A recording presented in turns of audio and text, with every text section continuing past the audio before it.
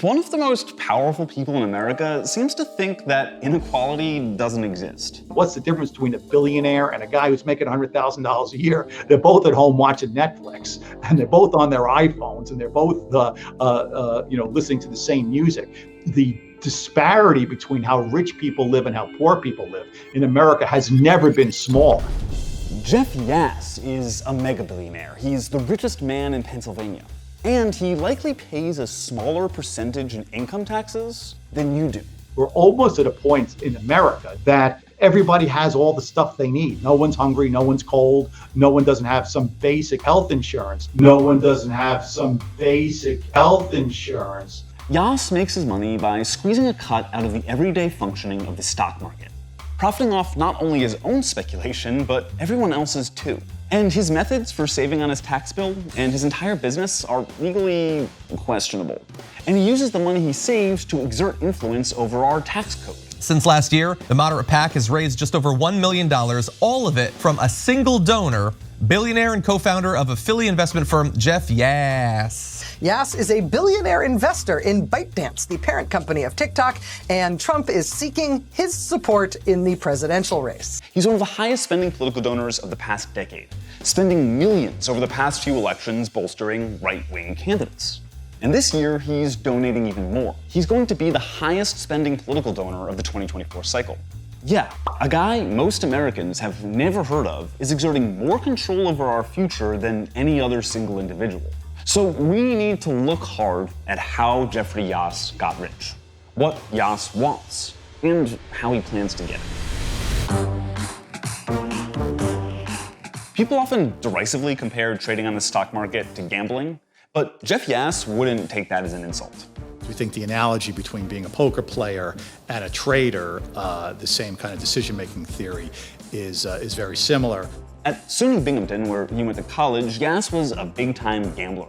Yass was really into the math of gambling, truly trying to figure out guaranteed wins, and he applied that to his work in investing. His math and gambling Bible was a book called Getting the Best of It by David Sklansky. Yass liked the book so much that later on, when he was in finance, he offered the author a job at his firm. Sklansky declined, but noted of Yass, he doesn't enjoy taking chances, but he does enjoy taking advantage of opportunities. He likes to gamble when the odds are in his favor. Yass and his friends combined gambling and finance through the 80s. One associate said of the similarity with investing, quote, "We did well. Basically, if you know how to gamble, you can do it," end quote. That ignores one major difference between gambling and investing. A poker hand or roulette spin, unlike an investable asset like a company or a commodity, doesn't represent millions of jobs. It doesn't represent access to medicine or food. In gambling, the winners and losers are only winning or losing for themselves. In investing, the wins are tied to losses of people who didn't even know they were playing. The workers at the companies being bet on, renters trying to find an affordable home, and people who participate in the economy at all. In 1987, Yass and some of those same friends applied their knowledge from gambling and trading and founded Susquehanna International Group. Susquehanna itself is the pioneers in options trading. And options trading is all about sort of estimating volatility edge. How did you guys look to recruit out your team? What were the things, the attributes you looked for? Before you become a trader at Susquehanna, you learn how to play poker. So we have a couple of months training in poker. More than regular trading, options are all about gambling. And options traders can make exponentially more money than people just buying normal stocks because they can wager a much smaller amount, ostensibly betting the stock will go up or down without owning it. An options trader buying calls isn't actually buying the stock in question, but rather the right to buy that stock at a certain low price. So if the stock goes down, they only lose the cost of the option. If it goes up, they can buy it cheaply and make a ton of money. A put is similar, but with the right to sell the share at a certain price, even if it goes way down. But they can just continue to hold it and again, only lose the price of the option. All of playing poker, all of options trading is making sure you're betting against someone you're smarter than. The same year Susquehanna opened, Yass made his first long shot bet. A newly introduced option, one based on the value of the 100 top stocks. Yass noticed that puts on that option were incredibly cheap and bought them up. The same year, They called it Black Monday. By 4 p.m., the market had dropped 508 points, the biggest plummet since the crash of '29. Susquehanna made millions of dollars on Yass's big bet. Of course, many other people suffered, and the crash was largely blamed on options trading. And Susquehanna was one of the biggest options traders. Beyond their own trades, Susquehanna also works as a market maker, which, at risk of sounding conspiratorial, but this is pretty much true, are the people who control the stock market. Market makers like Susquehanna, Citadel Securities, and Jane Street are where most stock trades go through, even if you use Robinhood or any other retail trading platform. That means they have more information than anyone else, control the availability of shares, and influence prices.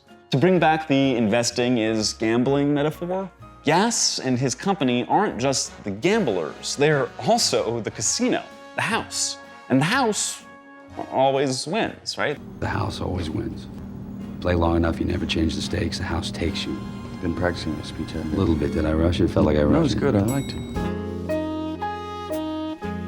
Yass and Susquehanna's wealth grew incredibly fast.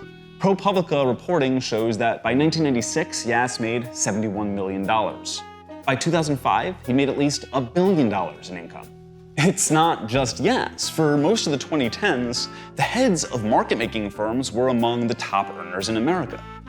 The people with most control of the market made the most money. What a coincidence. And then, another financial crisis, 2008. Again, financial speculation is largely to blame.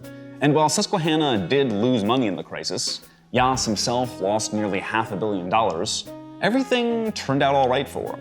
And because Yass personally reported losses, he was even able to get a $2,000 child tax credit on his personal taxes. All of that public assistance, the portion of the bailout and the 2K, ending up with Yass is ironic, considering his main political beliefs. Deep-seated libertarianism, hatred of government programs, and most of all, a total aversion to taxation. Yass only pays 19% in income taxes. That's far less than most Americans, but also far less than his peers, those other guys making billions of dollars.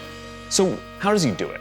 I spoke with Jesse Eisinger at ProPublica. My colleagues and I obtained his taxes, and we found something profoundly newsworthy. So what he's doing basically is using a technique to transform short-term capital gains into long-term gains, and long-term gains are taxed at a much, much lower rate, 15%. Short-term market gains are taxed at a higher rate than long-term gains. So Susquehanna will, according to ProPublica reporting, make two bets that should move in opposite directions, and then when it's about to become a long-term investment, sell the one that's down. Then a day later, sell the one that's up. That obviously makes no money, but they generate two valuable commodities: short-term losses and long-term gains. You can see that he's got a partnership, an entity that always produces losses for him. For a wealthy person, losses are incredibly valuable. Losses are actually something you can use to offset gains into much more lucrative kinds of gains that are taxed at a lower rate. Experts have said to us, this is something that should be audited. Yass tries to claim that he shouldn't have to pay taxes because income inequality doesn't exist, and people like him are actually helping. The left came up with this idea of income inequality. It's like, what are you talking about? It's just the opposite. Only capitalism will mop up those last billion people so they can live healthy lives. And it's not going to be good intentions. It's going to be people trying to make money. It enlightens what Yass does with all that money he's saving, because he does kind of give it away to politicians dedicated to protecting his own financial interests. He's one of the two biggest funders of the Club for Growth, an extremist pro-business interest group. Club for Growth backs anti-worker, pro-corporate, anti-tax politicians across America. And to be clear, when we say anti-tax, we mean anti-tax for billionaires and big business. In their ideal plans, your taxes will stay the same or go up. This election cycle, Yass is basically the sole funder of the Moderate PAC, a political spending group focused on donating to Democrats, which seems weird, right? But let's look closer. They're focused on spending in primaries where there's a progressive candidate and a centrist candidate. In Yass's home state of Pennsylvania, they focused on attacking Representative Summer Lee, who has a 100% pro-worker rating from the AFL-CIO.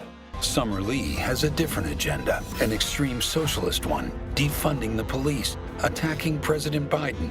She was the only representative in Western Pennsylvania to vote against a Republican-led debt ceiling bill that cut funding to the IRS in a way that made it easier for the rich to evade taxes, cut corporate environmental regulations, and made it harder for low-income people to get food. She even voted against raising the debt ceiling so she can become a media star of the far left. And his donations get even more granular into what benefits him specifically. Yass hates public schools. He's obsessed with school choice.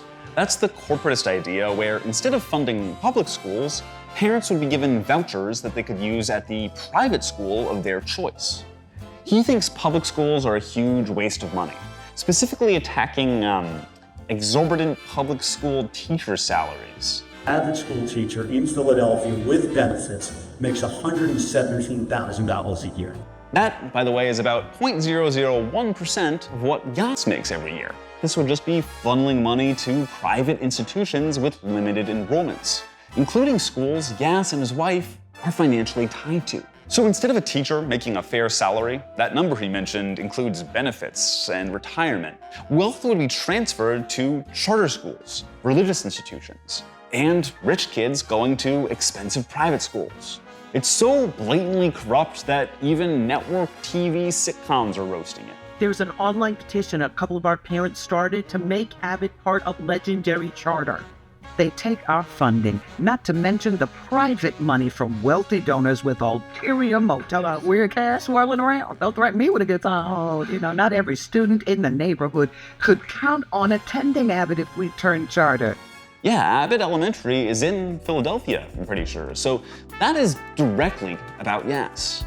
And we haven't even gotten into his most intriguing investment. A lot of people on TikTok that love it. There are a lot of users. There's, a lot of good. Susquehanna is a major investor in ByteDance, the parent company of TikTok. The TikTok ban was originally a Trump thing, until Trump suddenly changed his mind after a meeting with Yass. Thank you very much, Pennsylvania. God bless you. Yass says companies shouldn't be involved in politics, just making money.